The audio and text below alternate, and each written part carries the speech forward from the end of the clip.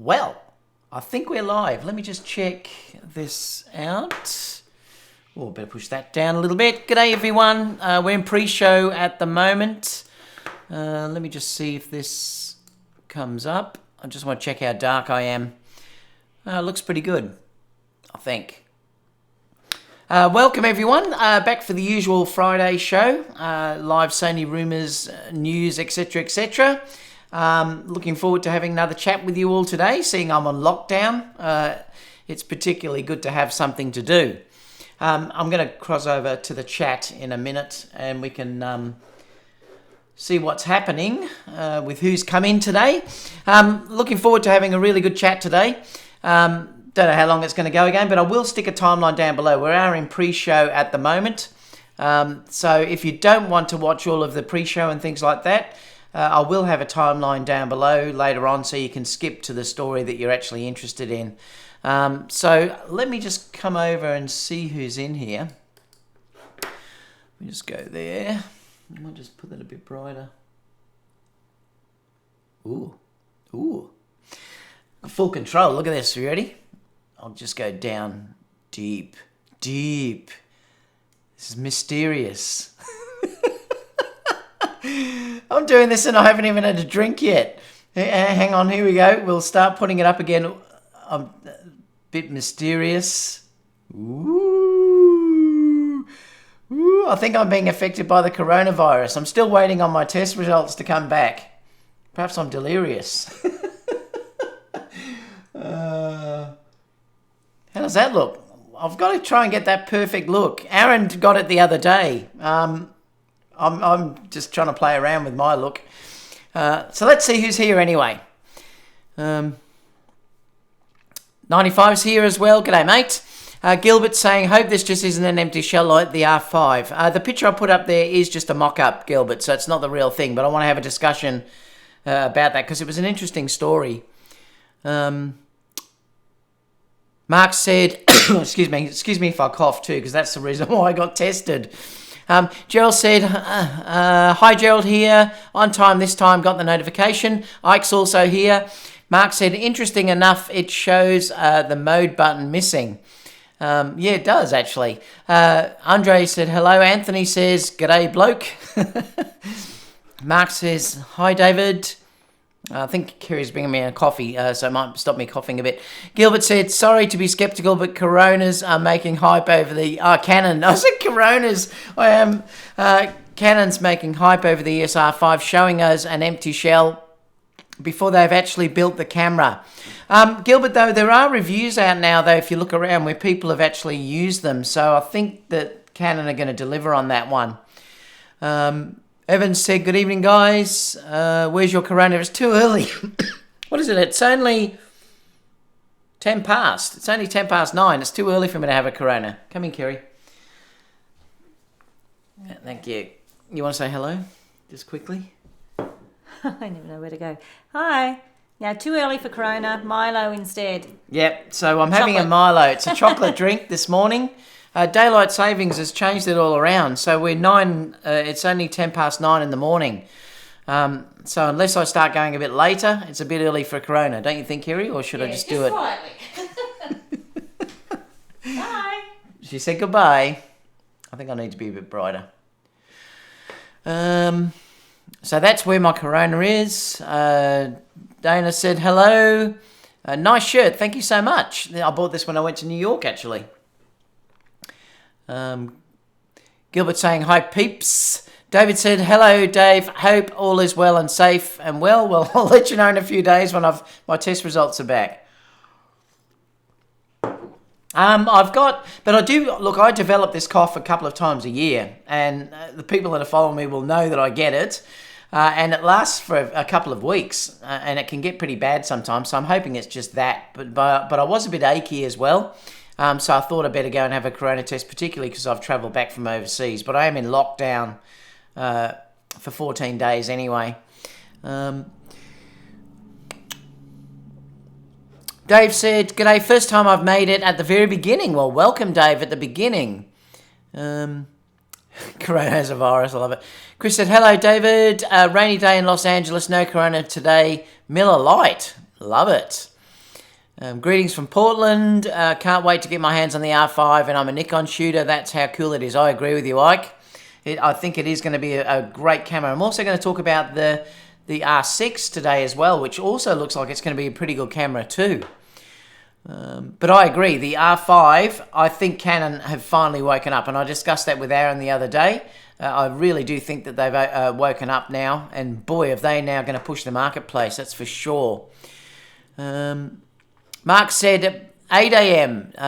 Don't do those tricks yet. Is it 8 a.m. in Queensland? Oh, it is, isn't it, I think. We're 1 hour ahead. Daylight savings finishes here in another 2 weeks, I think. Greetings from Barbados, where the Banks beer, I'm not sure what that means. You're always perfect, David, laugh out loud. 95's g'day. Ben said, mate, coronavirus results say 0.5, shouldn't be driving anywhere. That's our drink rating over here. Henry says, hi. G'day, Ben. Anyway, how are you? 95 says, what's up? AJ says, hello, Kerry. David said, hello. Gilbert says, I hope Canon and Sony deliver. We all need some good news. I think Canon is going to, though, Gilbert. I really do this time. It's 6 p.m. here. That'd probably be New York time, wouldn't it, Jeffrey? Or around that area. Jeff said, can't drink all day unless you start first thing in the morning. I love it. I bet she puts your coffee in a bit of vodka. That'd be nice, wouldn't it? It's actually not coffee. It's actually Milo. This is the mug that Aaron sent me. This is my Las Vegas mug. You can see there that it says Las Vegas on there. Love it. It's nice and big too. So I'm having Milo, which is like a chocolatey drink. Whether she's put anything on there, if I start dancing on the table, Andre, you know that she's put something in there. Milo's still liquid energy. It certainly is. Gerald says, folks, go look in the Facebook group at the funny shot of David doing. I'm going to show that. I'm going to show it, Gerald, because I want to show that gimbal. So I'm going to talk about that in a minute. Gilbert says, hope you're okay, David, but to a point, it may be better to get it and get it done with. I did say that to Kerry. It's quite funny. I actually said to Kerry this morning, in a way, I hope I've got it, because then I think you're immune, or they're saying they think that's what happens. Then I don't have to worry about it again. So in a way, I hope I am. They said it can take 5 days to get the results. So that could be Sunday or Monday, my time. So I still have a few days. But they don't notify, if you don't get any call at all, you're virus free. They'll call you if you have the virus. Ike said, I need the R5 to come out before my lens rental coupon expires. When will the Sony A7 4 launch? Well, who knows? I mean, I wouldn't count on anything being released at this stage, probably for the foreseeable future. I wouldn't be surprised if much is released this year at all, to be honest, with what's happened with the virus. Let's push Sony A7 IV even better. Cheers from Michigan. Mike said, and Canon will come with the RF 12 to 28 f2. Wow, wouldn't that be amazing? Sean said, hello, David and everyone. Photomex said, even better. And Andre just said, laugh out loud. So I wanted to just talk about a couple of things while we're just in pre-show. This little gimbal that I've been using, the G6. I did take this away with me. It's the Firetech G6. It's a lovely small gimbal. And I'll show a picture Gerald put on in a minute. You'll sort of see me using this. But I used this with the A6400 and the 10 to 18 on my trip to the US. So stay tuned for the review. But I love this little thing because it's so tiny. Compared to my other really large gimbals, this thing is so small. And it worked really great. The features and everything are typical for a gimbal, but it's very well made, like it's metal. It worked really well with a smaller camera, with like the A6400. You can also put the iPhone and sort of the Osmo actions and things like that on this as well. It comes with attachments to do that. But absolutely loved it. And because I took so much gear to the US, I wanted to travel very, very light. It also has all the locks and everything on this as well, so you can lock it all down, which I love as well. You can see now it's locked, so it's not going to move at all. Comes with those little legs in the package that I got. I didn't pay for this though, so I'm always upfront with you guys. But stay tuned for the review. But as you know, I'm a bit of a gimbalaholic. But that was fantastic for travel because I carried so much stuff. I didn't want to be lugging around big gimbals. But let me just show you the picture that has been put up this morning that Jerry put up. Let me just open this up. And you'll see me using it. So let me just come back to here. Let me see if I can get it to be the right size. So this is me using the... Oh, I should put it on another page, actually. Let me stick it over here. And then I can make it bigger. So this is me using the gimbal, so you get an idea about sort of the size that it is when I'm walking around with the A6400. Like I said, I was using the 10 to 18 millimeter on this as well. Let me just see, make sure it's correct. Yeah, so that's me sort of going around Monument Valley with it. Brilliant. I mean, I loved it. It's really small, really lightweight, great for travel, and it doesn't cost too much. I can't remember the price actually, but I know it was very reasonably priced compared to some of the larger gimbals. But stay tuned for the review because I will fully review this. Jerry posted a whole stack of nice images this morning on the photography videography skills. So if you're not in that group, please join it. I'll just show you some of these because they're pretty cool. He's posted a whole stack of ones from Monument Valley as well. We had a ball. We walked up to this section and then there's these horses that you can hire out and ride up there as well. That's Kerry and myself doing a live. We did a live from our hotel. So that's the view that we had from our hotel, which was amazing. You can see that I'm using my iPhone to do that. So we just went live straight to YouTube. That's on there if you wanted to watch that. This is another few of, these are all Jerry's. I'll post some of mine that I get eventually, but they're great. Jerry's done some beautiful work here with the scenery. It's just beautiful. So there's a stack of images on there. You can see again, I'm using the gimbal here as well. So I'm using it in a different spot. It was quite cool in the morning though, but the days ended up beautiful. But you can see, you know, it's so easy to use this gimbal. It's so small. Just some more images from Monument Valley. It was closed the night we got there due to the fact they had a marathon running through there. These were the cars following the runners, apparently. That's the view we had from our hotel, though. I mean, how amazing is that? We were on the 3rd floor, and that is the exact view. It was just unbelievable. We got upgraded, actually, for free, so I was so happy. These are just all images from that Gerald shared. So, yeah, if you haven't joined us there, it is in the photography videography skills. So I'll just show you what. If you look there, it's photography. You've got to use the Appersand and videography skill. So please join us in there. I also announce when I'm going to go live as well. I do bring that up before anything else. So you'll see up here that I did announce that I was going to be live in 20 minutes. As well. We're up to nearly 6,200 people now supporting us on this page now, so it's fantastic. So please join us on that as well. We are still in pre-show, guys. The show hasn't officially started yet, so like I said, if you're not interested in watching all of this stuff, you can skip ahead using the timeline down below. But I've got nothing else to do, so I'm going to be here. Let me just bring this back. I'm in lockdown, so... what else have we got? Creative Films is here as well. Camera equipment isn't very expensive. Is very expensive in India. It's very expensive everywhere at the moment, particularly here in Australia because the dollar has just died. Mark said this would be a great period for Sony to come out with a lot of firmware updates. A very good point, Mark. It would be, actually. What a great time that they could give something for nothing and keep people happy.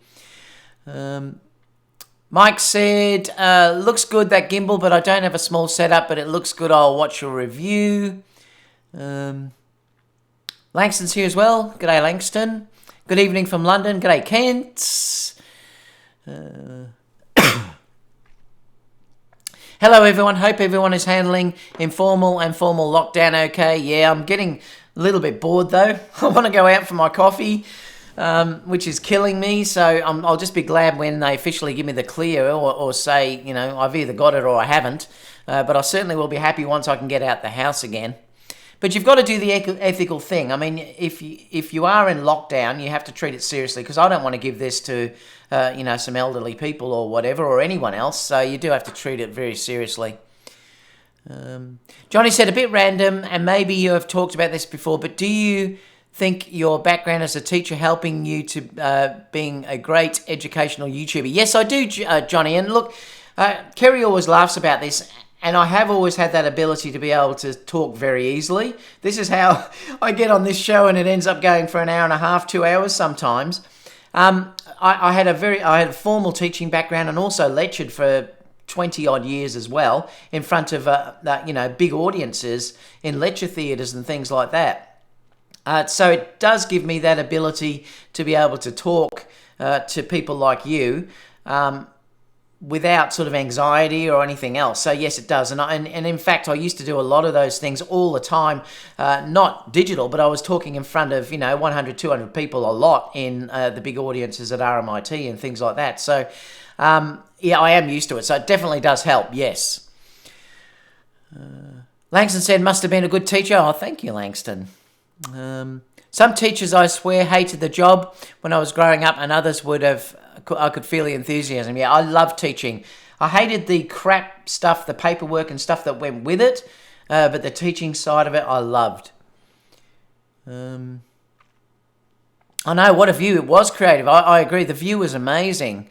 The ampersand is important, yeah, because that's where most people don't use that ampersand to find that page.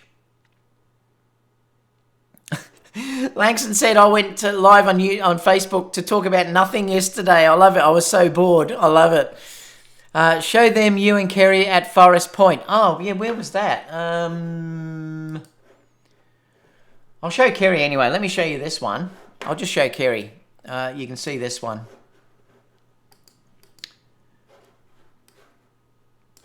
So this is that, you know, the point where Forrest Gump said, I'm stopping now, or whatever he said. Let me just reduce it down so you can see it. So that was Kerry walking down that amazing road that you can just see disappearing off into the background. It's where Forrest Gump basically finished. I think there was a little bit after that, but it's where he said, I'm going home now. I love this of Kerry just looking out to the side. The sun was coming over that side, so I did love it.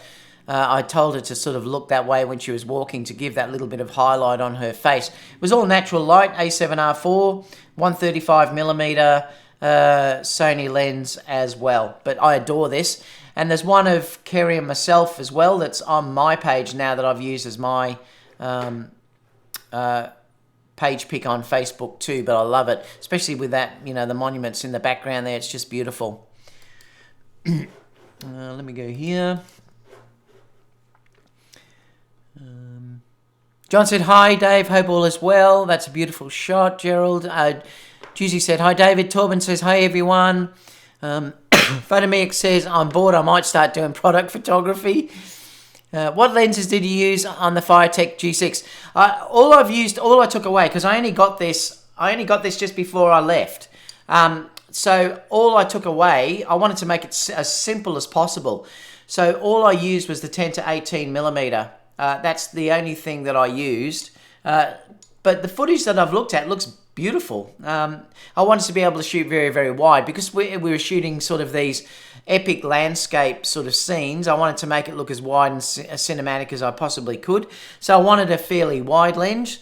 So I just used this. I just used the 10 to 18 millimeter f4 Sony lens, and I used the Hoya variable filter on there to get my exposure. It's the 62mm filter, I think.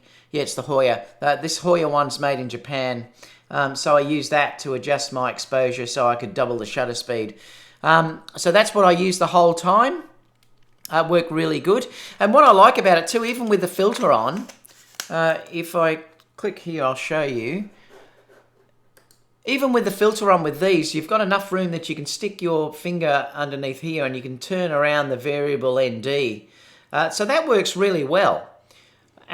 therefore you can sort of still keep the filter on to stop some flare from popping in, but you can use that variable ND to control your exposure as well without taking that filter off. So that's what I used with it. So it was on the A6 400, 10 to 18. On that was a great setup, and it handled that weight really easily. So it was terrific. And because I never used it for still photography, I kept that on the camera the whole time. I never took it off. I just balanced it on the camera. Everything was locked down like you can see here. So it's all locked, which is great because if you're moving things around, your camera's not going to be flopping all over the place. And then all I did was grab it out and start filming with it. So it was great. So I didn't have to rebalance it and do all things like that. But stay tuned. It's a nice little gimbal. I like it because it's so lightweight and so small.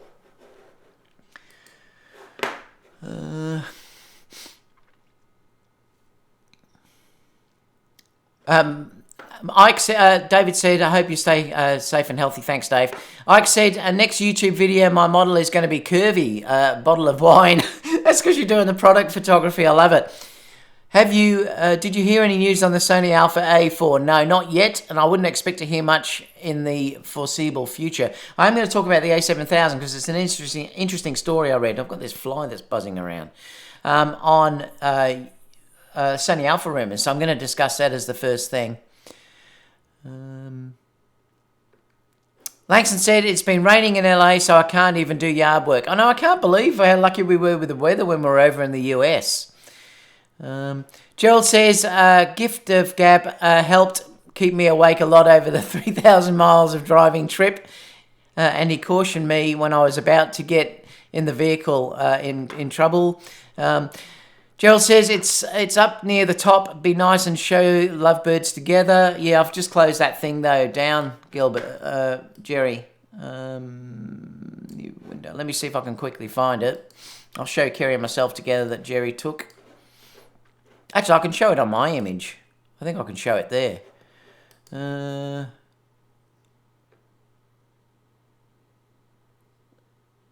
Is it going to open or not?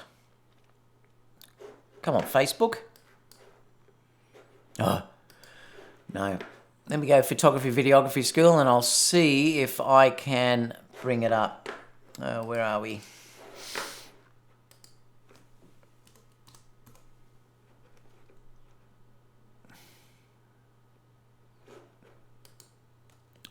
I don't know what's going on with my computer. Photography, videography school. I'll see if I can find the one where it's Kerry and myself. It may not be up near the top. If it's not, I'm not going to bother. No, it's not there. I don't know. There's one of my Kerry and myself, but you can see it if you follow me because you'll be able to find it. Let me just see if it's there. There it is. So this is the two lovebirds walking down Monument Valley. Gee, my computer's gone slow. Either that or Facebook's really slow. It's probably because I'm live on YouTube as well that's causing this issue. I'll see if I can open it. Yeah, I don't think it's going to open. I think it's spat the dummy. If you're in the photography, videography school, though, you'll be able to see it. I don't know why. Yeah, I'm not going to risk it because it may crash. It's starting to play up a little bit, Jerry. But it's there anyway. It's a lovely shot of Kerry and myself holding hands, looking at each other. It's really nice. Let's come back to here. Langston says, I want to make videos like Ike. Problem is, I know I'm not nearly good enough as a photographer, so I would just degrade into soft. Yeah, no, you should, Langston. Don't put yourself down like that. The rain apparently held back until David Osa left. I know, it's unreal how that happened. It's incredible. All right, so let's get started. Let me put in 24:15, 24... What are we, 24:25. Let's get stuck into the show. If you're looking for some crazy, I'll tell you everybody's standing in a line for the water slide. You can come on over, we can take the roller coaster. And you know everybody's looking for a ride in the water slide.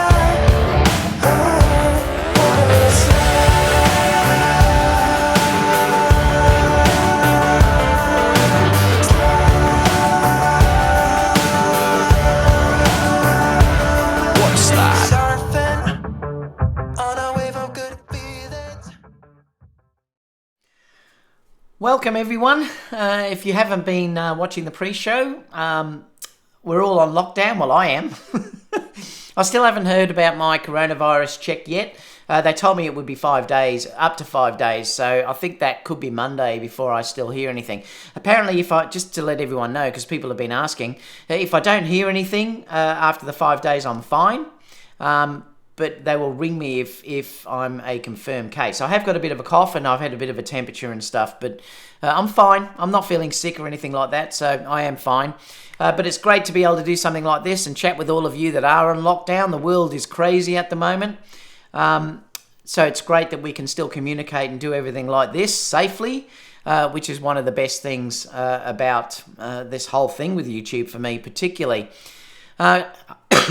Excuse me. I've got a stack of stories to talk about today. 95 saying the Trump check. I know you're lucky because there's rumours, I think, going around, isn't there, that you're going to get $1,000 in the US. Love to know if you were going to buy that. Now, be honest in the live chat. Let us know in the live chat whether you are going to use that money to buy some gear, camera gear, or are you going to save that in case if things get worse? I'd love to know what your opinion is about this. If you do get this Trump check, you know, like this $1,000 that's going to be there, because I'd love to know what you're all thinking. Because we had a discussion with Aaron the other day, and we were saying that, you know, I don't think many people are, excuse me, going to be buying any sort of camera gear at this stage because of, you know, what's happening in the industry. Everyone's a little bit anxious. I mean, Qantas today, and I suppose it's the same with everyone over there for sure too, that everyone is shutting down. Qantas, our biggest airline here in Australia, has now stopped all flights completely. They've just not laid off, but they've just put 20,000 people on holidays. So in other words, they're paying them their holiday. They have to take their holiday leave and everything else, and their long service leave. So, you know, that's 20,000 people. So I would say that everyone is going to be a little bit anxious about spending money. Better have a drink or I'll start coughing again. Some are saying save, save, save. I'm noticing, like Jeff saying save it. MJ saying save, save, save. Socrates is saying, I think I want the 24 GM. I love that lens. Likely saving it as I have a building fund I'm trying to build up on. See, and I think this is what a lot of people may do. And this is why I think that there's probably not going to be really any releases. There might be announcements this year, but I certainly wouldn't count on having anything released. And I wouldn't even be surprised to see the Canon R5, which was meant to be released, really push back as well due to that the coronavirus as well. I mean, China's only just starting to ramp up, and who knows if that's even true. I'm hearing reports that China are over the worst of it, but we don't know if that's true because they never tell us anything. There's rumours going around that they knew about the virus a month even before they publicised it. So who knows if China's even telling us the truth. We just don't know. So, you know, we're in interesting times, that's for sure, but I certainly wouldn't count on having anything released at this stage, but we can certainly talk about things. And I think it was Mark said before, what a great idea. Mark said that this may be a really good time for Sony to give something like firmware updates, or any camera manufacturer to give a firmware update, just to say thank you to the users that are out there. Like I gave freebies away the other day in my live chat. I'm sure someone like Sony could also do that. You know, perhaps it should be about time that Sony gave that, change the focus color for the A7 III, for instance. You know, the actual box that you can change from that stupid little grey colour to you can change it to red and stuff like that. So that might be a really good thing that Sony could do. Just to quickly catch up to what people are saying here. Julie said, how was your trip to Yosemite? It was amazing, Julie. I've got stacks of stuff to share. They will all be up online soon. I'm sort of getting through images slowly at the moment and sharing them online. So I have put a stack up. Instagram, I've put quite a few up. Just to show you a couple I posted yesterday. Let me just open these up. I'll just show you a couple that I did yesterday. Let me bring this down. Where are we? So this is Brooke. She was a model that we had, that Jerry organised actually to bring over from New York. Brooke and Jade. came out together. This was shot in the Valley of Fires, actually, just outside of Vegas. So we did it there. Brooks lit up by a Profoto B10. So I had a light that was... Kerry actually stood just outside. There's a hole in this cave here. Kerry stood just outside here with the flash. It just had a grid on it. It just had a magnum reflector. I think it's in there. I won't go and get it, but it just had a magnum reflector. So this is hard light, and she fired the light straight through. So that's how I lit Brooke up here, was with that light that's coming in through the side. So it gives that beautiful shadow that you're sort of seeing through the face, and she's just holding the sand through here. And it's actually falling down. It's a bit hard to sort of see it here. If I go into the next one, this is another one which was her friend Jade. Again, the background is being lit by Kerry standing through that hole through the cave through here, and it's given that lovely colour. Otherwise, this would have been very, very dark, and it's also given that rim light that I love against the cave through here as well. So that was another one of Jade. This next one was Aaron and his lovely wife Lisdian. I took this photo of them in this little canyon inside the Valley of Fires. I love this, and Aaron and Lisdian love it as well. I think it's beautiful. The pose is gorgeous. I just love everything about this. So that was taken in there as well. These were all with the A7R4 and the 135 GM. And then that was obviously Kerry walking up the road just out of Monument Valley. So there are a few that I've already posted. There's others that I've posted before, which I'll just show you quickly. This one, I've got to reduce this in size though. These were all from Ike's workshop that he did. Next year, if WPPI obviously will be going ahead, but next year, if you can, make sure you get onto Ike's workshop because it was amazing. Now, this girl wasn't officially in Ike's workshop, but I think she was with one of the other people that were attending Ike's workshop. So I grabbed her. Funny, because Aaron and myself just took her away, and when we found out she wasn't actually part of the workshop, we laughed our heads off because we thought, you know, we took her, but she's loved the images so far. I've got a few that are amazing. Aaron's also posted some amazing ones as well, but she fitted the theme perfectly because it really does give a Mad Max type look, and I love it. That was one there. Let me just click on here. Where are we? I did a black and white one up through here. There was a color version of this as well. Another editing version. This was backlit, so this was heavily backlit. I love doing backlit type shots. I always expose for the face and then let the background blow out a bit. And I'm doing that more and more lately, and I really like it. This was another one where I posed the girl. I thought her dress matched this car beautifully. And so we did that shot over there. Again, it's all natural light. I didn't use flash on the day at all with Ike's.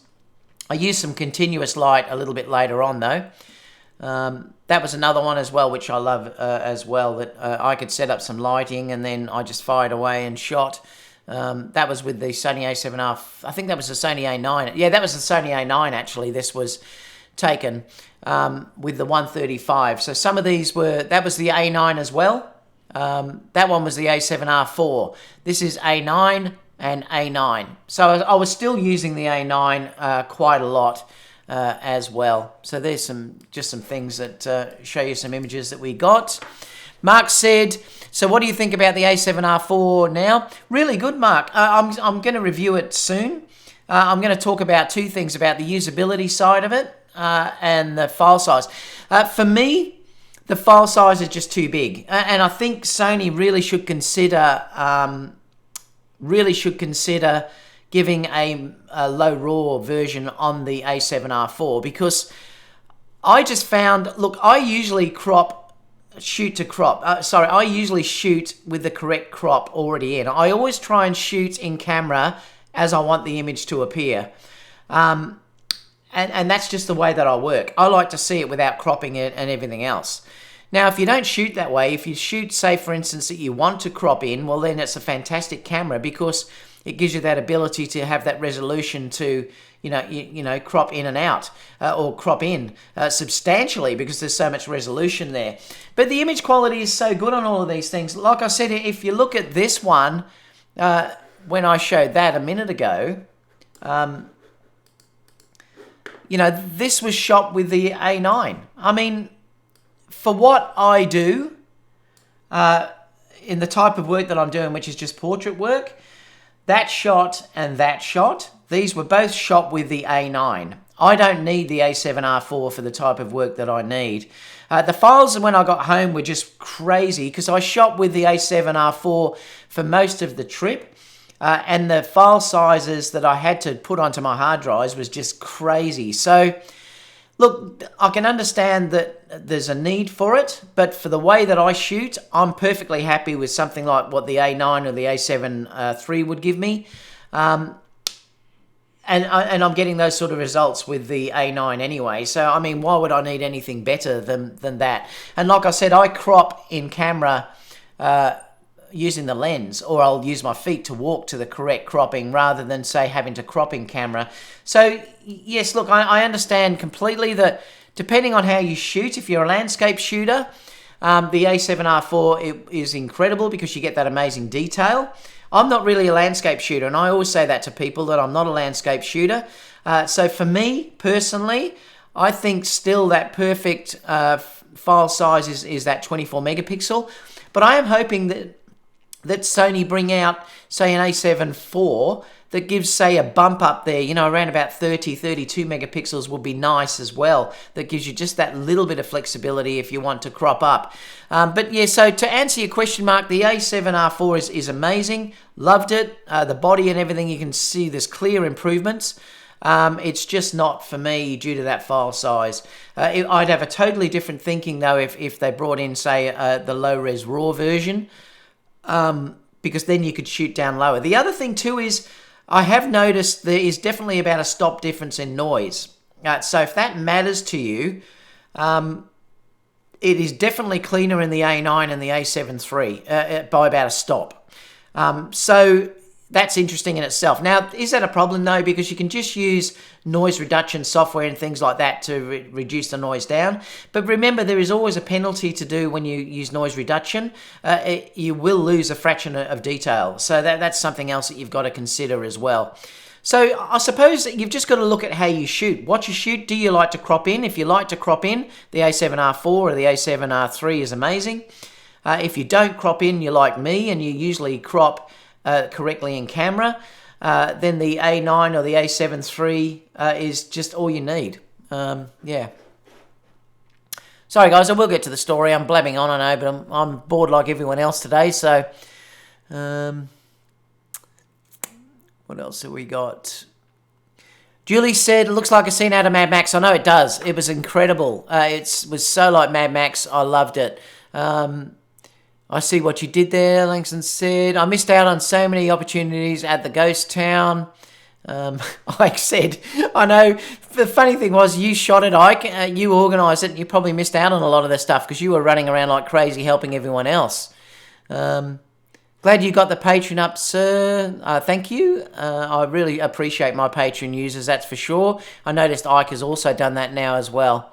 Ike said he wants to go back there but by himself. Get ready for the raws, ready for wedding, I think. I'm not sure what that means. And that's it. All right, so let's get stuck into the first story, which is the A7000. So what time are we on? 38:55. 38:55. So I want to talk to you about this story because this is really interesting.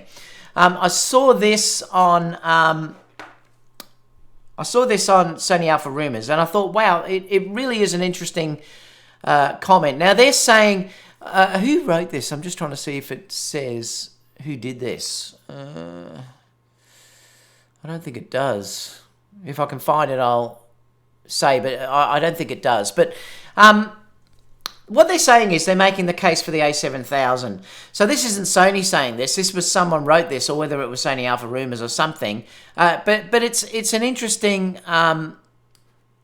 it's an interesting case because I think it's true what they're saying in here, and I'll read out some of the things that they're saying on this camera.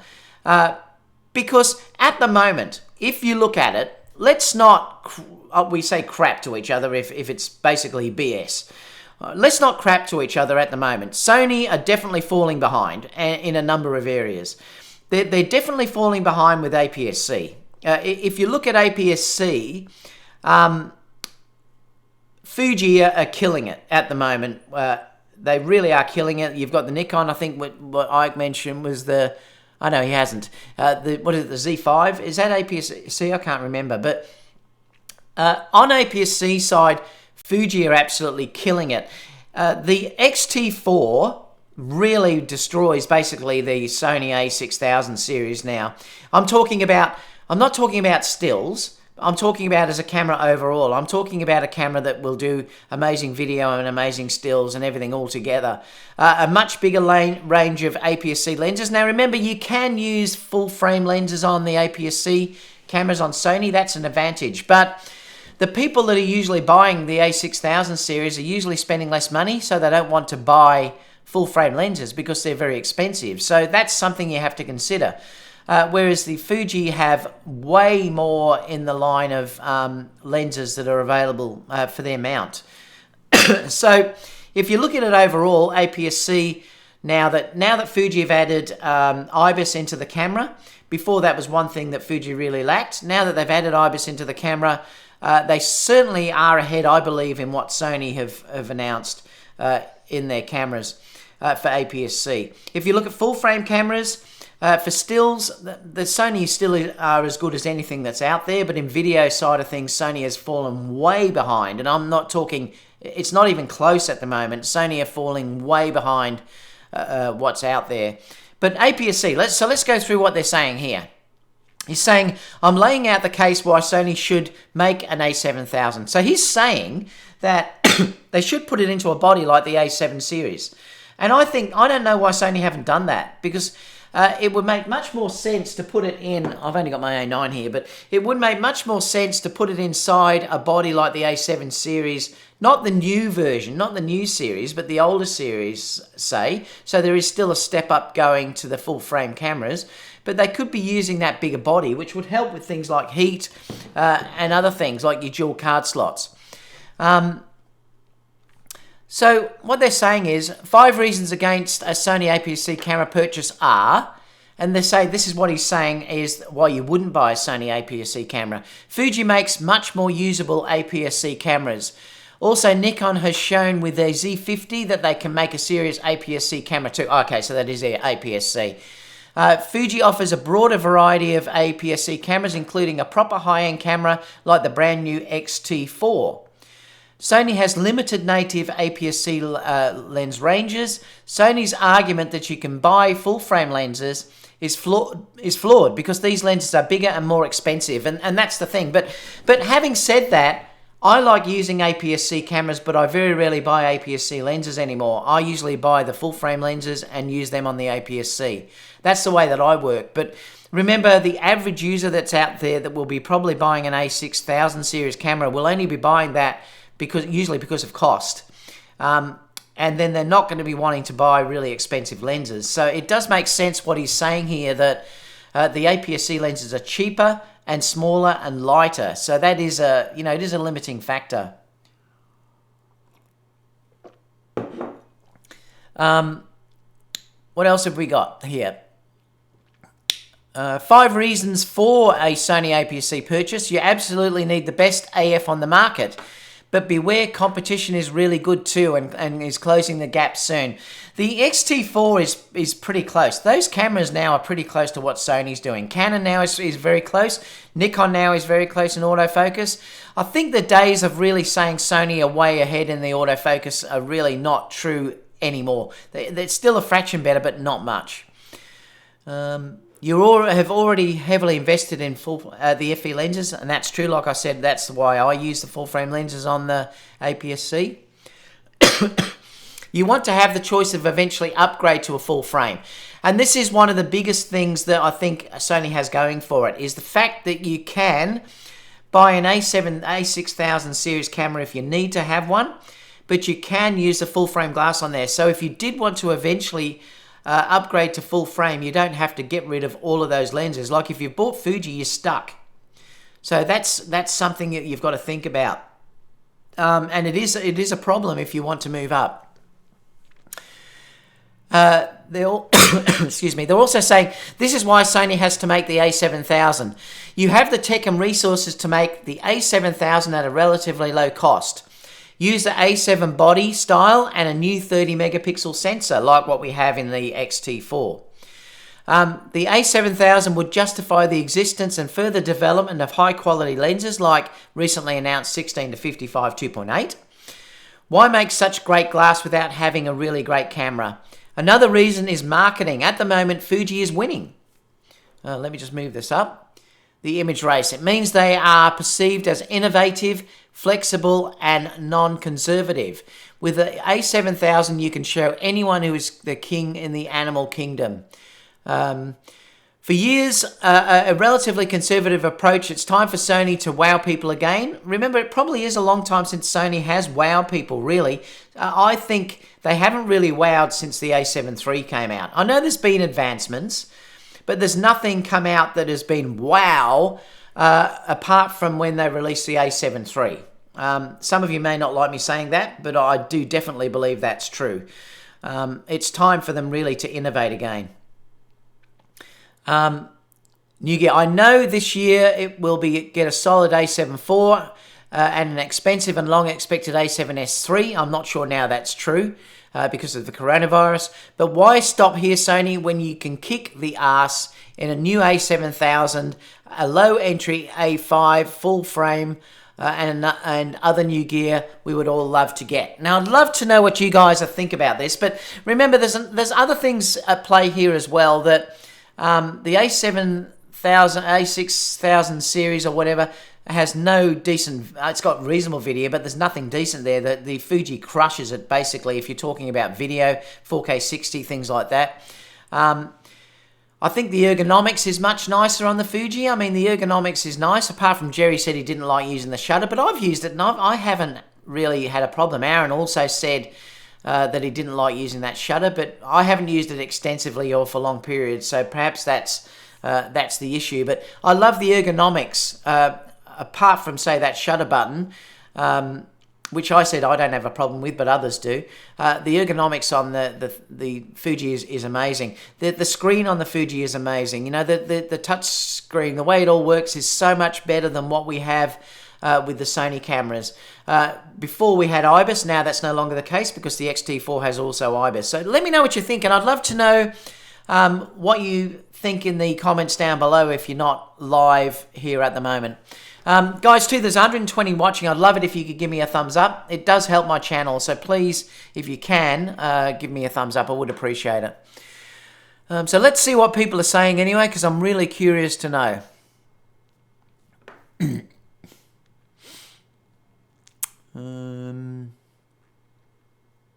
Gerald said the A7R4 is not for all. Exactly, Gerald. I agree with you, and I know you love that like completely, and I can completely understand why people love that camera. It's just not for me due to the fact that those file sizes are too big for what I use. But like I said, if you're a landscape shooter, things like that, it would be amazing. Hero, if I can get one under 2K, that would be great. I'm not sure what that was talking about. Let me just scroll down. Fuji are killing it with the XT4. They sure are, Gilbert. It's a great camera. Mark said the crossover cost from the A7000 to the A7 III is so close that I can't see a gap for the A7000. And this is the interesting thing too, Mark. You may be right. At the moment, and I've discussed this before, I wouldn't be buying the A6600, I'd be getting the A7 III. And I've discussed this in full-length videos before to you, so I have discussed that. So it would be interesting to see what would happen in that regard. But if they brought out an A7000 that did have 4K 60 though, Mark, that could be something that's different. So what they're saying here is that if you want 4K 60, you would have to get, say, the high-end A7000.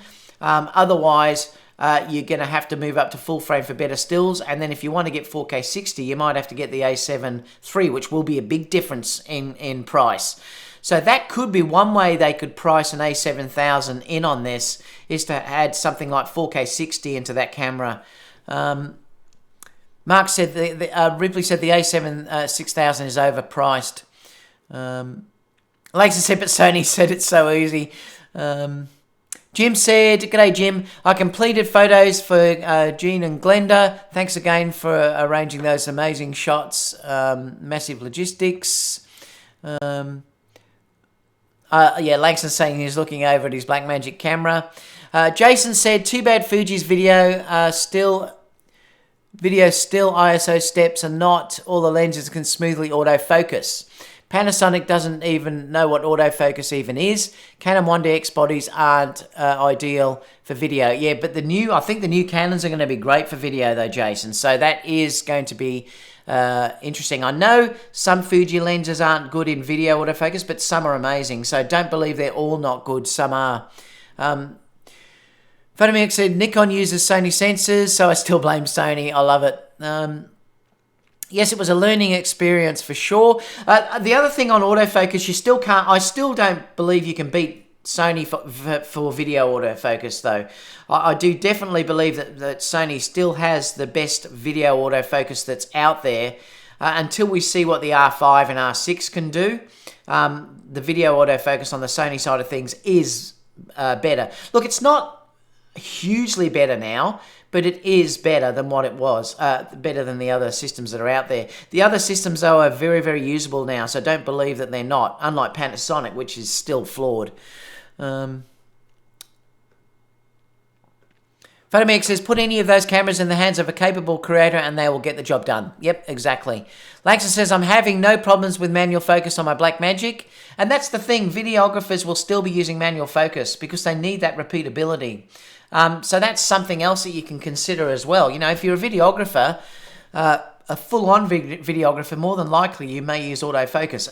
But that will change over time. Excuse me. Eventually the autofocus will be so good that you probably won't ever manual focus again.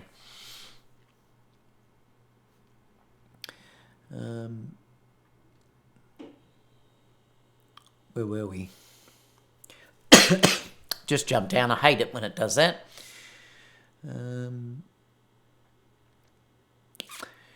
Langston says, "Yes, well, it was a learning experience for sure." I think he's talking about using the manual focus. Photomix says, "Put any..." Oh, yeah, I saw that. I read that bit, so that makes sense. Sony and Nikon can't even put in an application. Talking facts about gear is completely separate from who is behind it. Gear doesn't dictate final result output. Well, it can help, Jason, but an artist is going to be an artist no matter what. And this has been proven before in the fact of Jerry Gionis won one of the best albums at WPPI using his iPhone. So if you're a good shooter, you're going to be able to get good results with anything. Technology certainly helps, though. I mean, I'm never going to lie to people and say the technology doesn't help. I mean, the A9 has given me the ability to get things that I wouldn't have been able to get before because of the silent shutter, the 20 frames per second. So things like that do help. But it still doesn't give you the idea in your head. You know, you've got to remember photography is an art, so that's more important. Thanks for saying thumbs up, Jim. Really appreciate that. Except you can't get 4K slow motion without, wait for it, 4K 60. Exactly. And that's what I keep saying to people. It frustrates the hell out of me. Sony keeps saying it's easy, but we don't get it. And it really does frustrate me. Langston says, "Okay, go light a big old scene with some tiny LEDs and tell me gear doesn't matter." Exactly, Langston. It does with lighting, definitely. You get what you pay for also with lighting. That's another thing that you have to consider as well. If you look at movie settings or anything like that, or big video productions and stuff like that, the lighting that they bring on set is incredible. So gear does matter, particularly if you're dealing with lighting. Yes, it really does make a difference. Jason says, "I think Sony needs to catch up on the video side, but then again, I'm eyeing that R5. Personally, I hated the ergonomics of the XT3. The XT3 is too small for my hands as well." Jason said, "Also hated the XT2 ergonomics. I did like the X Pro 2 ergonomics though." Gerald said, "Fuji XT3 and XT4, I just can't hold the body more than a quick minute with a shutter button location." Yeah, I remember you were saying you hate that. Just dumb on an otherwise great camera. Barry said, "The A7R4 works really well with the Sony 200 to 600. It certainly does. The focusing on that is amazing. Langston, APS-C is not really a target type of camera for me, but I'm happy with the A7 III for stills. The A7 III for stills is still amazing, and it will be amazing for a long time yet. I'd love to get the A7R4, but my computer can't handle the file size. I can't get it new. I can get it new for $2,800. Wow, that's a good price. Sony should have made this last year, the A7R4 in crop mode. I don't know why Sony, why on earth will you not give the ability to choose a small RAW version on the cameras? It is the most ridiculous thing. I just can't understand it. Nikon do it, Canon do it. I just don't understand. Why on earth don't they give that? It's just stupid. I don't understand.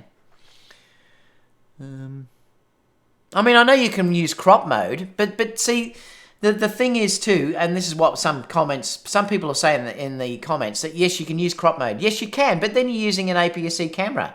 You're losing your depth of field. You're losing your 1.4 aperture that you're using. So there's compromising, guys. There's compromises if you want to use APS-C mode on a full frame camera. We all know that's the case. Yes, you can crop in, but you've lost then shooting full frame. So all they need to do is give us a small RAW option. Why is that so hard? I don't understand.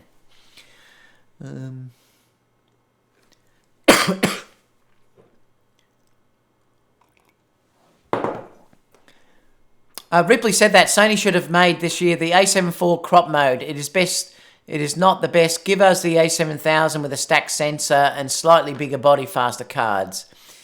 Photomix said the EOS R is still probably the best mirrorless ergonomics with a nice compromise. It is. The EOS R is an amazing camera to use. Particularly, I love the screen and stuff on the back of that. What you could do is, may not now because we're all in lockdown, but go to a camera shop and then look at the back of the screen or feel what the EOS R feels like in your hand and look at the back of the screen and then compare it to something like an A7R4 or an A9. The difference in the screen on the back alone is unbelievable. And if you don't believe me, just put the two side by side and have a look. Look at how the menus work and things like that. Sony does have a lot that they could certainly improve. Dave said part of the appeal for Sony when we switched to the A6000 was the smaller body.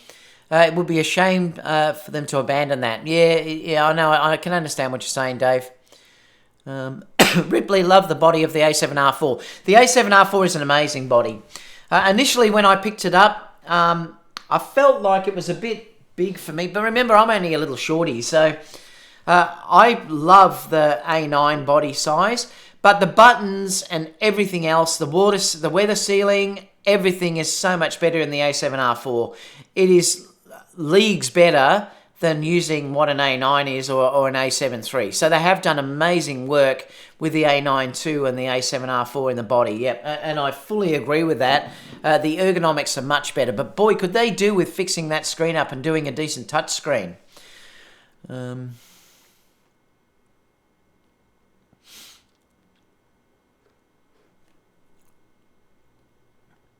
Torben says, even with the A7R4, you still have to fill the frame if you want proper control of your depth of field. Relying on cropping power to get your composition later leaves the depth of field less control. And you're exactly right, it does, Torben. That's exactly why I like to crop in camera, because I'm always looking at the depth of field that I've got in that shot. So it is something to consider. Remember, the further you're away, you lose that depth of field because you haven't got that compression or anything there. I love to shoot with the compression in the file itself. I love to show that compression and that depth of field. If you're far away and you crop in, it basically is like using an iPhone. And that's what you've got to be careful of. If you are way back and crop, you do lose that depth of field. And that's a very true comment, Torben. Ike said he shot an Instagram promo video yesterday for his wife with the D750, all manual focus in 1080p 24. Gilbert said, I agree, Sony should sell more A7R 4s if they had a smaller RAW option. They would, Gilbert. That's why I don't understand why they don't do it, because they'd sell way more of them if that had a crop. I'd buy it. Not at the moment, though. I can't afford anything at the moment. But I would buy, I would love that, because remember, if you're shooting weddings and events, you don't need that file size. It's just too big. There's no way on earth I would shoot a wedding with an A7R4. Even when I had the A7R2, I only used to use that for a few shots during the whole day that I thought I might want to have that ability to print really large. But in the end, I didn't even use it. That's why I sold it.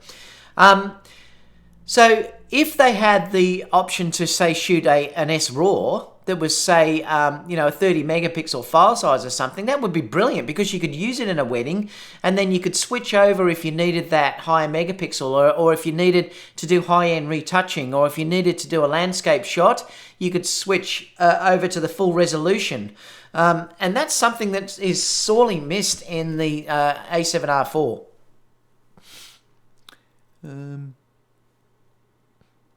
Nikon screens are the best. Yep, Nikons also have a very good screen, Gilbert. I agree. What else have we got? That's about it. Okay, so let's go on to the next story, which is this new GM rumour that's coming around. 1 hour, 1:01:25. So the next story is talking about this Sony lens that's coming out. Now, it's a rumoured 12 to 24, and I'd love to know, some of you, whether, is this something that interests you? I think it's probably going to be amazing, but they're saying now it may be delayed due to the fact of the coronavirus. But the thing that's going to hurt is that they're saying it's going to be have a price of a alleged price of $4,000. Now, with the Australian dollar at the moment, that's going to be, believe it or not, our dollar the other day is now down to 56 cents in the dollar. So that is probably going to cost here around about $7,000. I don't know. What do you guys think about that? I mean, I'm hoping that Sony bring out a really nice prime lens that's say a 12 to 14 prime lens that is a 2.8 lens or something like that, that's not that expensive. This will be way more than what I would ever be willing to pay. And I'd love to know what you think about this. Do you think, would you be willing to pay $4,000 for a 12 to 24 2.8? They are saying they believe it's going to have a filter attachment at the back there, like the 400 GM. Because you'd need that, because it's probably going to have, it's going to be this massive filter size. So they're talking about putting that type of filter in on the side as well. They're saying there. Finally, the source also claims that the lens may feature a rear filter system, which would make sense for an ultra-wide that couldn't possibly use screw-on filters, and may have an extremely bulbous front element and would match the rear filter sound found on the 12,000 Sony 400 2.8. The lens was initially rumoured to be released in Q2 of 2020, but due to the coronavirus, the date has been pushed back. So we won't know, like I said, anything at the moment coming out. What do you think, guys? I mean, would you pay $4,000 US for this? Like I said, in Canada and Australia and other places, this is going to be prohibitive. I'm not sure I would. There's no way I'd pay $7,000 for a 12 to 24 lens. I'd probably buy a nice prime lens, something like that. I do need a nice wide angle. I've got this, the 10 to 18, which I still use, and I've also got the 16 to 35 f4, and that's enough for me at this stage. I wouldn't be paying that sort of money, but let me know what you think anyway. I'd love to know in the comments. I'm going to keep going, and we can come back as well later on. The next one is about the Canon EOS R6 specs. So let me just put this in here. 104 2030 I'll put. So the EOS R6 spec, Canon really, if they do all this, it's pretty incredible. They've announced the R5, which I discussed with Aaron. So if you want to check that out, go back and look at the behind the photo show that I did with Aaron a couple of days ago. It's the previous video to this one, actually. But Canon have announced, well, they haven't announced, but these are the rumoured specs of the R6. So this is a lower version to the R5. I don't understand their naming convention here, but so the R5, it looks like, is going to be the higher end camera. The R6 is going to be a little bit lower, so I'm not quite certain how the numbers work. Let's look at what they're saying anyway. So they're saying, since it's already officially announced, we've been focusing on the coverage of the upcoming 8K Canon EOS R5. And like I said, we discussed that in detail on Aaron's show, mine and Aaron's show, so go back and check that if you're interested in all about that. But that's not all Canon has in store for 2020. Reports indicate that Canon is also working on the EOS R6, a full-frame mirrorless camera with a 20 megapixel sensor and the 20 frames per second electronic shutter, 4K 60 video and more. Now what they're saying, the specs on this camera is it's going to be a 20 megapixel full frame sensor, it's going to have IBIS, 12 frames per second burst mechanical, 20 frames per second burst electronic. We don't know if that'll be as good as the A9 though. I doubt it, but who knows. 4K 60 and full HD 120p video, dual card slots, lower resolution EVF than the R5. So obviously the R5 is going to get that 5.7 million pixel EVF. This is probably going to get the 3 point whatever million EVF. Lower build quality than the R5, no top-down screen. But again, it looks like a really good release. So it seems like Canon are pulling out all stops. I don't know how they've done this, and I think it might have been Gerald may have done it, or someone talked about it the other day, saying that they think that Canon has just been sitting on their bum, basically holding all this stuff back for a whole period of time. And now all of a sudden, oh wow, I just got the donation. Let me just see that. Richter, $20 US, thank you so much. Rented an A6000 with the 18 to 55 for a now cancelled event. Grip is nice, but not sure it's worth upgrade over the A6500. Yeah, I agree. The lens is good. Loan my A6500 to a friend. Watch his eyes go wide when explaining Sony menus and the control. I said the same thing. I've got the A6400, and for me, it's not an upgrade even to go to the A600 either. I kept my A6400, so I agree with you on that. But thank you so much for the donation there. I really appreciate it. What we were talking about was the Canon. So I think Canon may have been sitting on their bum for a long period of time, and now they've decided, well, we're now going to basically release it all. We have said this for a while, because of the lenses that were announced for the EOS R, that they didn't match the body in their expense. So we always said all along that sooner or later Canon were going to come out with some other higher ended models. And in fact, there's another model that I talked about on Aaron's show that was, I think, even rated up to 150 megapixels. They weren't sure if it was going to be that big, but you know, it might be 80 or so megapixels as well. So it looks like now, I think that the time where Canon is now going to stop concentrating on their digital SLRs and go full on into mirrorless has happened, or is about to happen. So we're in for a really exciting period ahead of us, and hopefully this will really push Sony to bring out something amazing as well. So we're all going to win from this, but it does look like they seriously are starting to bring out cameras that are worthy. And I did really get stuck into Canon when they released those initial cameras, and even Nikon for like having the one slot, not the dual slots, things like that, no IBIS and stuff like that. So it looks like they've addressed all of that now, and these are certainly going to stop people from switching over. So that's the interesting thing. I did explain to Aaron, because Aaron asked me, he said, well, would you switch? And I said, no. I will be staying with Sony, but like I said, I'm always honest with you guys. An R5, when I have the funds start coming back, may interest me, and I might use that for wedding films and something like that. So, you know, I'll never say never, but I'm certainly not going to sell all my Sony gear because I love it so much and I'm so invested in it. And it would cost me too much to move over again. I've done it once already from Nikon, and I don't want to keep swapping. I'm just not into that. So it might be that I get one of these Canon cameras that comes out for the video aspect and then use my Sonys for the stills. I'll have to wait and see what Sony announce in the future. So at this stage, I'm still waiting. I mean, financially, I'm not in an option to be able to move anyway at the moment. So I wouldn't be buying anything at the moment anyway. Excuse me, a bit of a drink. Let me know what you think about that. I'm going to keep going because I will come back to the chat, but looks really interesting. I think Canon are starting to hit the ball out of the park. Two quick stories coming up is the Tamron 20mm, which 110.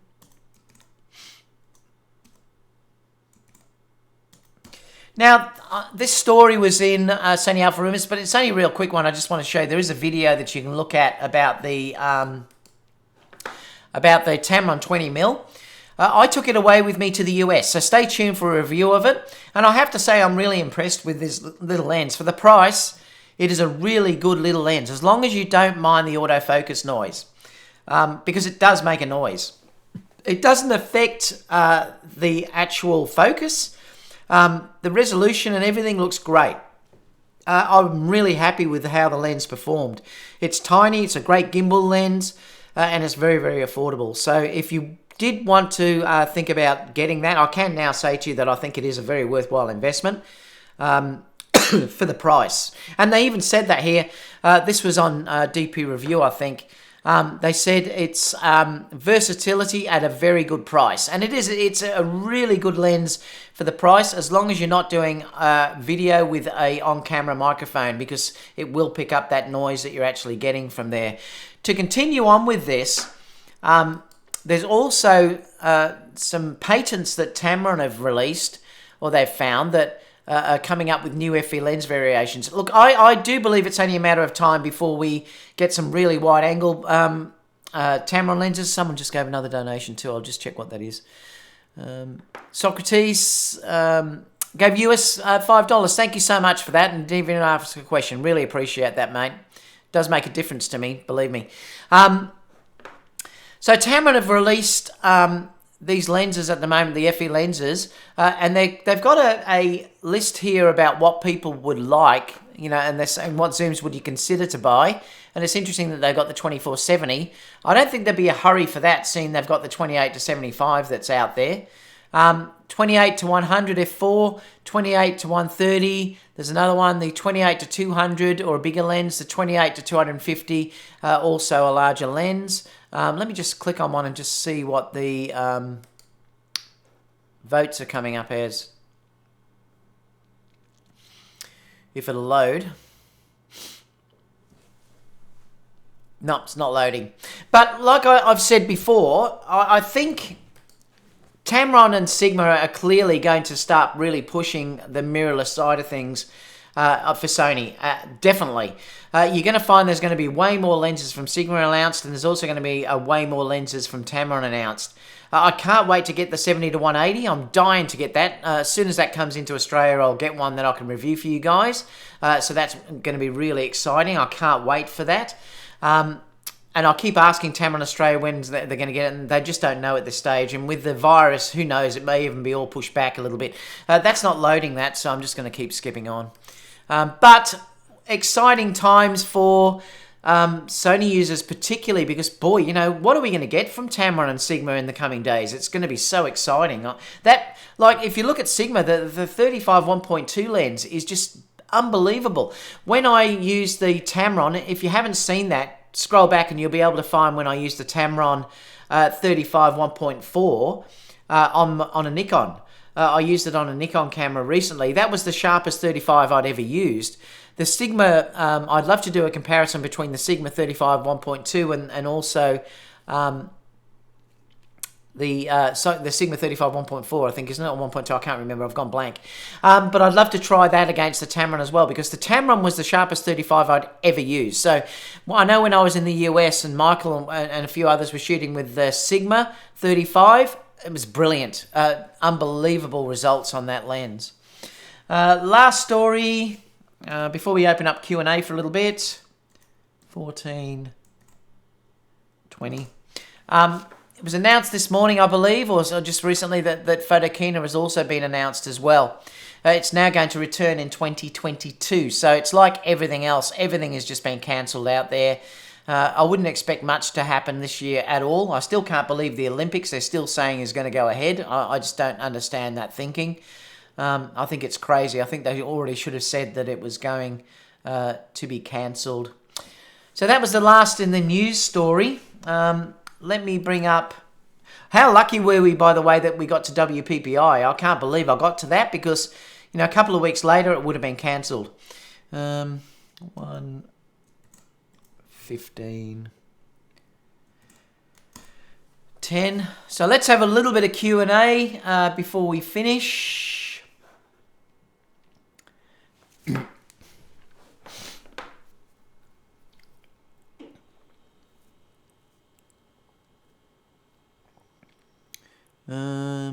Love the body of the A7R4. Yeah, and I discussed that. I did too. It's a great camera.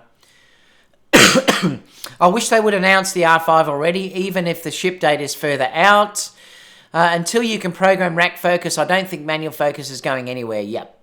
But it may get to the point, Langston, where I know, and it's not bad on the some of the cameras now. If you get to the point where you can touch the screen really effectively and get rack focus between the two of them.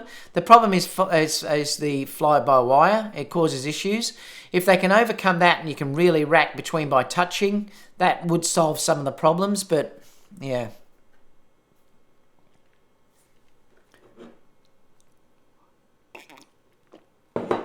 My voice is going a bit hoarse. Just trying to see if I can scroll through some of these because I don't think I'll be able to talk much longer. I don't feel sick though. It's just my voice is going a bit. Langston says, AF manual focus, we would have to know the tool for the job. Yep. BJ said, hey, David, you mentioned 60p. Do you mean 50? Yes, 50 in Australia, BJ, yes. 60p in the US and other areas. Rob said, Sony should release the A7 IV at a fab price, say $1,500 or pounds. Canon R5 600... Canon R5 600 for a 1200 gigabyte CF Express card. Yeah, it's not going to be cheap. And I still said I think the price of the EOS R5 is going to be around 5,000 to 6,000. That's what I'm predicting. So it's not going to be cheap, that's for sure. That's why I can't see it being released this year. I think they're going to now wait until everyone has disposable income again, which could be a while. Let me keep going down a bit. Jim said, I'm short but taller than David. Everyone's taller than me, Jim. But I am very sexy. That's the thing you've got to understand, Jim. I love it. 12 to 24 GM doesn't interest me personally. I mean, it would interest me. I'd love it. I just can't afford it. It's just too much for what I'd be willing to spend on a wide angle. It's just way too much. And you're probably right, Mark. You may not need a 24 2.8 either at that sort of extreme. Do you really need a 2.8? I've got the 16 to 35 f4, and I'm usually fine with using that. I just up the ISO a little bit, and it's not a problem with today's cameras either. Hero said no way he would spend that. Jim said $4,000. I would be directed by the wife to buy Earn for my cremation. I love it. Dang, another 4K 60 from Canon. I know, they're popping out everywhere, Ike. Henry said, hi, people. Oh, Ike, are you available next week too? Just let us know for doing the live with Aaron and myself. It'll be, I think it's going to be around about 6 p.m. Was it 6? I'll have to let you know. But let me know if you're available next Wednesday, your time, for a live chat with Aaron and myself. If you are, Ike, just email me your email address so I've got that so I can add you an invite in Skype. Henry said, hi people, the 12 to 24 sounds great, but for the price I would rather get the old f4 version. And I'm happy with my 16 to 35 f4 as well. I love that lens. And I love this too. I mean, I love the 10 to 18. That's fantastic.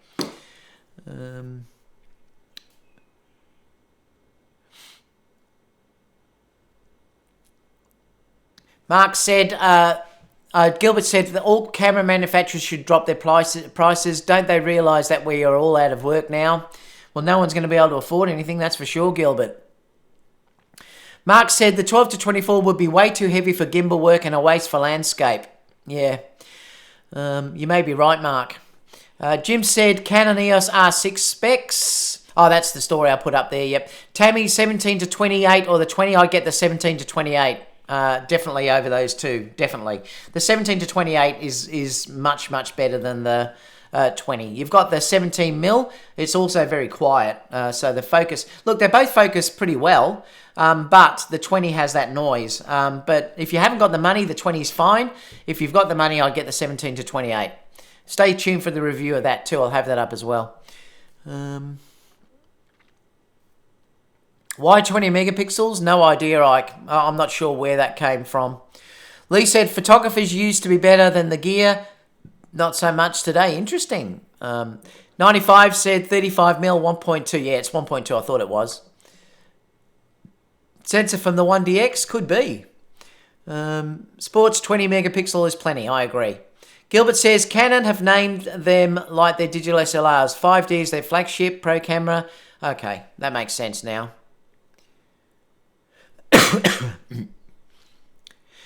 Hero said the Canon naming scheme seems to be the R5 equals 5D series and the R6 6D series. Yep, that makes sense now. I didn't think about that. Canon needs to release the RF lineup before I even look at the R5. Probably 20 megapixel because it only uses SD cards. Similar specs and performance to the EOS 1DX Mark III. Oops. Thumbs please, running at 50% of viewers. Thanks, Jim. 95 said, I was thinking the same, that Canon has been binning the tech. Maybe, 95, yep, and they may be.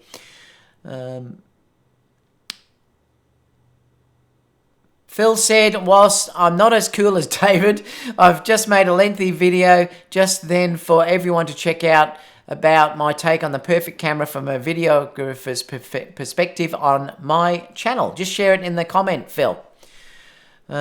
Gilbert said, these camera companies need to get in the real world with their crazy prices. I sort of agree, Gilbert. When you're talking about that sort of money, it's starting to get ridiculous, isn't it? It is crazy.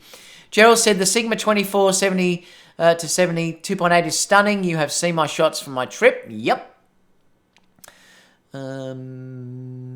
Torben says, I'm just assuming that it must be pretty much flawless for that kind of money. We know that means a huge jump in price. Then it could make sense to some, few surely, but still some. No Olympics this year, no way. I know, I can't believe they're still saying there's going to be Olympics, that's for sure. Gerald said, the Sigma 24 to 70 2.8 sharper than the Sony GM, half the price, same controls, fast and quiet focus, a true bargain. It is a bargain, you're right, it is. That's something that Sony have to answer now. They've got to answer the 2470 and probably soon the 70 to 200, because I can tell you the Tamron 70 to 180, when I use that at WPPI, is super sharp. Super sharp. Phil said, I'm returning my A7R4 next week, just no improvement in video. Yeah, video definitely. Definitely no improvement at all.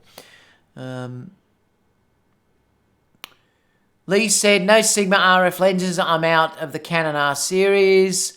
Leslie said, Sony can play catch up now with a slowdown. Yeah, maybe, Leslie. 95 said, can't deliver client delivery software suggestions. Oh, so you're saying how to deliver it? Well, definitely online. I mean, I'd probably be doing that. I mostly now deliver online anyway. I use Dropbox, so that's mostly how I'm doing it. With prints, I would just now be using a courier and it'd be left at their door. I'd obviously get them. I wouldn't be taking out. I can't even go out at the moment, but I'd be organising a courier to ring the client when they get there to say it's at the door, and then they'd come out and get it. I'd probably be doing it that way at this stage, or go digital. But like I said, I use Dropbox for everything that I do for digital files for clients. Jim also said, I use both Dropbox and Google Drive. Gerald said, I guess you could take it out for a dry run next time before buying. Any Sony users here? Oh, most are, Basil. Most are Sony users here.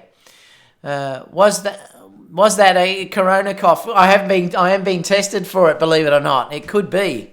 I don't know, but I do get these coughs a couple of times a year, so it may be just that I've got that cough that I always get. I don't know why it comes, but it could be that. But I have got a test. I'm being tested at the moment.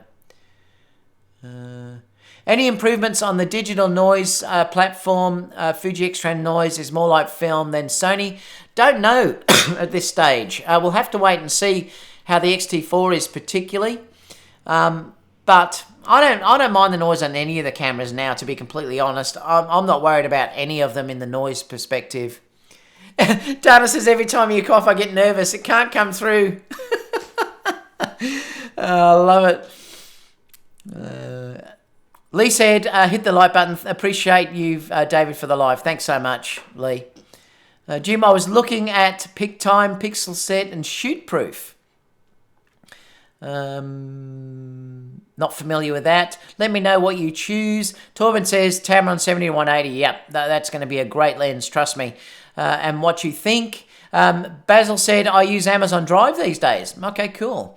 I've got a wedding today. Wish me luck. Wow, Phil. All mine have been cancelled. All of them for this year now. So they've all been postponed to later dates.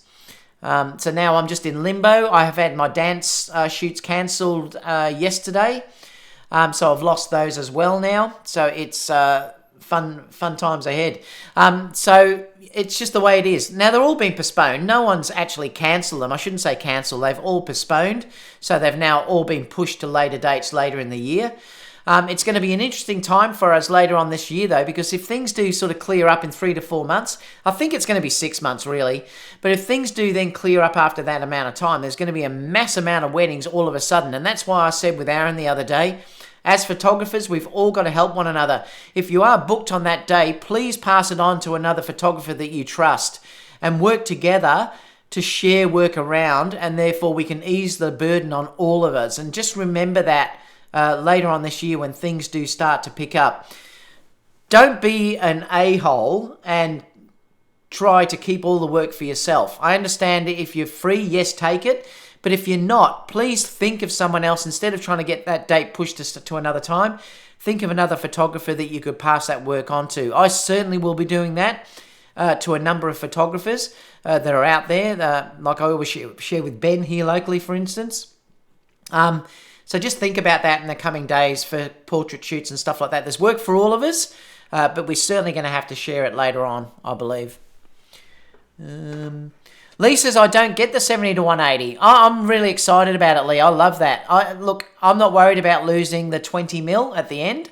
I'm quite comfortable with that anyway. I will be quite comfortable shooting at 180. I love the weight of that lens, the way it's built. The Tamron lenses are superbly built. Just ask Jerry. I watched Jerry drop his, I think it was his 17-28. When we were in San Francisco, he dropped it on the floor and it bounced a few times. He picked it up, no damage at all, nothing. It looked perfect and it was still working. Tamron lenses are very, very robust. So the Tamron 70-180 is going to be extremely light, great quality, and it's super sharp. So I'm excited about it. Soying said, it'll be interested in the 12-24, depends on its performance. Been interested in an ultra-wide lens for Astro. I'd still be buying a wide-angle prime over that GM. I just think it's too much money. I really do. My camera up for bum paper. I love it. Might actually... I might need help in Sydney. If you're a videographer, please send me your links. Thanks for sharing that, Phil. Gilbert said, share the love and share the work. Exactly. We all have to help one another after this, guys. Remember, we're all in this together. Have you heard any updates on the A7 IV? I think it's delayed a little. I think it's going to be delayed. I think everything now is going to be delayed, guys. Basil said, for a week or so, I've been asking myself if I'm coming down with something or coming off like a 70-hour week right after a regular 40-hour week. So feeling run down, but makes me wonder if it's the runner. Yeah, well, that's why I got tested, because I've travelled. I've got tested because I've had a temperature and also this cough, dry cough. So they have tested me. I should know within the next 3 days or so. And that's about it. Henry said, I will have to try my Tamron 70-180 before selling my 100-400 GM. Otherwise, I will just get the Sony 135. I love that Sony 135. All right, guys. That's it for today. We've been going for an hour and 30 minutes. I better go before my voice is completely gone. Stay tuned for other videos coming in the coming days. I will be back with Aaron next week. Hopefully we can get Icon as well and have a chat, all three of us together.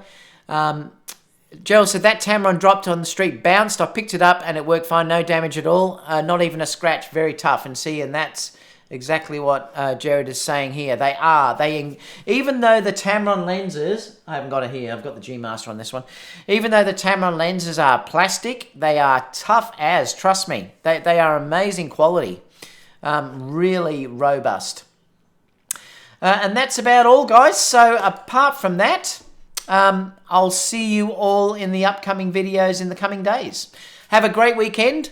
Look after yourself, obviously, in this time as we are now. Please look after each other and think of the elderly and also the frail out there. So please, just look after everyone. That's all I'll say. And I am thinking about all of you as well, and you're like mates to me, so I care about all of you. All right, everyone. And we'll see you all in the next video. Bye for now.